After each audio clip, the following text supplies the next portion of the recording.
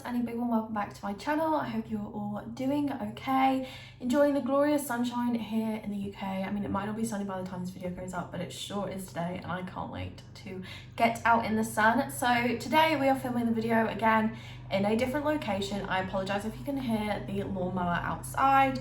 I'm at my parents' house, so that is why the lighting's different, the setup is different, but hey ho, here we are with another video. So today's video is another sit down video, and it is a Q&A of my second term. You guys sent in so many questions over on my Instagram, which if you don't follow me already, it is at Midwife Diaries, and my personal is at Soph, but everything is linked in the description bar below. So you guys sent in so many questions, and I've picked out a handful to kind of answer for you guys today. So without further ado, let's get into today's video. So I have my notebook here, as I always do, and the first question is any essentials for the theory side of midwifery. So the theory side of midwifery is very varied, but the normal side of things that you'll learn are the anatomy and physiology, and you'll also learn about things to do with breastfeeding. You'll also learn about research, you'll learn about referencing. There is actually quite a little bit in theory, but the main things I'd focus on is getting stationary, getting organised. I have a video all about how I stay organised. And in terms of textbooks, I do have a textbook about writing for nursing and midwifery students. I do find that helpful. And of course, I have all of my anatomy and physiology textbooks. That's kind of how I took that question in terms of essentials for the theory side when you're not in placement. And I would say stationary, but I mean, I do have an addiction with stationary, so of course I'm going to say that. But no, stationary, anything to keep you organised, and also any relevant textbooks that you might need. But it's important to not go overboard because it is so easy to do. So the next question is, what's the most difficult thing about your degree placement so far? So, I mean, I've not come across anything that's been tough in terms of emotionally tough. What I would say is the physical exhaustion. I found really hard whilst I was on placement. I mean, I was trying to pick up bank shifts whilst I was on placement, and I had the massive crash. Like, I just took on too much and everything just got really overwhelming. So I'd say the most difficult thing so far was about finding that balance, because I definitely overstepped my balance and tried to take on too much. But it's just about remembering to be kind to yourself and putting yourself first, and everything else will kind of just fall into place. But definitely finding the right balance has been the hardest thing, 100%. The next thing is, do student midwives get Christmas and summer holidays? So this is very individualised to your university, but on the most part, yes, they do. So for our university, we have 3 blocks of placement in the year. Our final placement runs from November to December, but that is because we are on a January start, so ours is a little bit differently. But as far as I know, most universities will have, I think, about 6 to 10 weeks of annual leave or breaks in the year, and a lot of that does fall over the whole month of August and also a little bit of December too. So the next question is, what GCSEs did you take? So I took, for my optional, I took dance, sorry if you can hear me in the background, I took dance, food tech, and in my GCSEs I took the bog standard English language, English literature, maths, biology, chemistry, physics. I also took dance, food tech, philosophy and ethics. Honestly, can't remember what else I did at my GCSEs. It feels like so long ago. Yeah, I think that might be it. I'm not entirely sure, I could be 100% wrong, but I literally can't remember anything else I did. I know optional, I had dance and food tech, and there might have been another, but I literally can't remember it, so yeah, sorry. The next question is a midwifery degree really hard? So notoriously, people talk about nursing and midwifery degrees as to be the hardest degree. Now, I'm not going to say that I disagree. I have found this degree so hard, and I'm obviously only 2/3 of the way in to my second year. That came across wrong. Anyway, I'm like got 1 term left before I go into my second year, basically. Maths isn't my strong point. And yeah, I have found it really hard, mainly because it's different to anything I have ever done before. But again, these questions kind of like this are really hard for me to answer because it is a very personalised answer. So for me, yes, it is as hard as people say, and I've found it, but for other people, they might not find it very hard at all.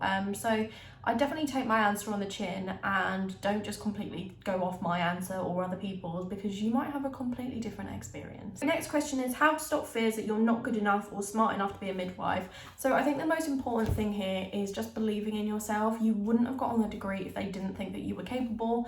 Like anything in life, you have to learn it and you have to practice at it to be good at it.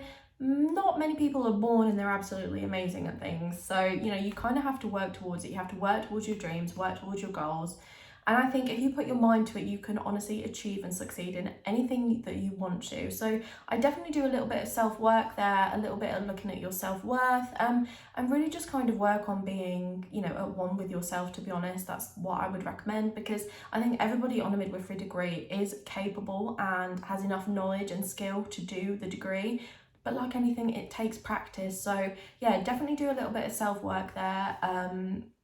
And just believe in yourself. That is the best advice I can give. If you make a mistake, just pick yourself up. You know, people make mistakes, we're only human. The next one is the reality of the degree different to what you expected? So I'd say yes and no. I mean, obviously COVID hit, so it was very different to the university experience that everyone kind of talks about. But I think for midwifery anyway, you don't get much of that university experience because you are literally just so bogged down by work, assignments and everything that you don't really get any of that freshers week or anything like that. That never happened. So yeah, I'd say it's different in that sense. Obviously, it still feels so weird to be on placement and be on those maternity wards. I get such an imposter syndrome, like I can't believe that I'm there. I think the only other thing is that people put so much pressure on your births witnessed and the births facilitated, but actually in reality, I've got one more placement left for this first year and I have not witnessed a single birth. So obviously I have not got hands-on with any births. So yeah, I think that's the only thing, is that I expected that you just get them done like that, but you really, really don't. You know, if you're there at the wrong place at the wrong time, you just don't get them. Next one is what foundation do you use and what is your makeup routine for placement? So I actually have a video, which I think is my next video, which is just gonna be an everyday makeup routine. So I'll show you what products I use there. Today I'm using the L'Oreal Infallible. I mean, I'm gonna have to squint here because of the sun, but it's literally like a flawless finish. I really, really love this foundation, but it does mix up, and for placement, 9 times out of 10, you won't see me with any makeup on. So, but anywho, I will show you guys in the next video what my everyday makeup is, and I can recommend some products for you guys. I do focus a lot more on my skincare now rather than my makeup, because skincare is the best foundation that you can wear. Next question is any tips for first year? So I have a video already up on my channel that I will link at the end of this, and it's my top 5 tips for placement, I think, and obviously a lot of that kind of ties in with this, but I think the most important thing is to get stuck in and just say yes. Like, even if you are absolutely crapping yourself inside, which 9 times out of 10 you probably will be, just say yes. And if you get it wrong, it doesn't matter. You have a mentor there. That is what they're there for. So definitely dive right in and take on any opportunity. Another thing is to keep on top of your workload. Any reflections, anything you have to do from placement, do try and do them as soon as you can, because they do mount up. Trust me, they're mounting up. And also keep on top of any of your placement documentation, so getting things signed, you know, completing timesheets, completing reflection logs. You have to be proactive. You sometimes have to put your book in front of your mentor and just say, can you sign this? Because otherwise, and if you're too nice, you'll never get it signed. So you do have to be proactive. So say yes, try and get your work done as soon as you're told about it, and be proactive with your paperwork. They're the main things that I can recommend for first year. The next one is, can you explain what you learn from each year and how it's set out? So again, each university is very, very different, but as bog standard, our university, we mix and match between theory and placement. We have a January start, and we tend to have 3 placements a year. Now, first year, these are 6 weeks, second year, they are 7 weeks, and in our third and final year, these are 8-week placements. So those are spaced out throughout the year, and in between we have blocks of theory, assessment weeks, and also breaks. So that's kind of how it's set out. In the first year, you do focus a lot on writing technique and also normal midwifery. Second year, you move on to more high risk and critiquing evidence and research and writing more pieces like that. And then your third and final year, a lot of it is placement based, getting in your hours and all that. But then you also are focusing on your dissertation and your specialist topic. So yeah, that's kind of like a rough overview. But when you go onto the university that you're hoping to get at, or some of with your choices. If you look on their website, they should have a course breakdown of their midwifery degree and the kind of units and modules that are included in that. Last but not least is what did I do before uni? So we'll scrap off GCSEs because I mean they were so long ago. When I finished my GCSEs, I actually went to college and I did 2 years of beauty therapy. So I did my level 2 and my level 3. So I qualified in all things like nails, makeup, waxing, but then I also did electrical treatments and massage, which was very, very interesting. I did enjoy my 3rd year, but I just knew that it wasn't for me. During that time I was working at a spa and I do really like that spa and I loved the atmosphere, but I just knew that I just needed a little bit more for myself. So I then applied and got a job as a pre-reg pharmacy technician. So I did 2 years of training whilst working on the job at my local hospital trust to qualify as a pharmacy technician. So I also do that on the side, which some of you guys might know.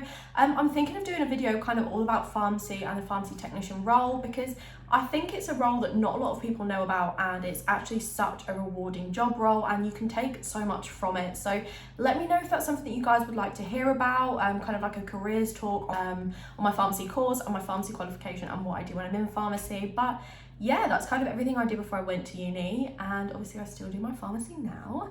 So that is the end of the questions. There was so much more, but I could not fit them all into one video. So don't you worry, questions will be put up again. In a couple of weeks, we'll probably do another Q&A because you guys seem to really, really like them. And just send me some more questions in, and who knows, maybe I'll pick your question this time. If you did enjoy this video, please don't forget to give it a big thumbs up. I would really appreciate that. Also, leave me a comment below. Let me know if I answered one of your questions, or just let me know any future video ideas that you guys would like to see. And last but certainly not least, if you're not already, please do consider clicking on that subscribe button and click on the little bell next to it, which will notify you whenever I upload. And on that note, thank you so much for watching today's video, and I will see you all in the next one. Bye guys!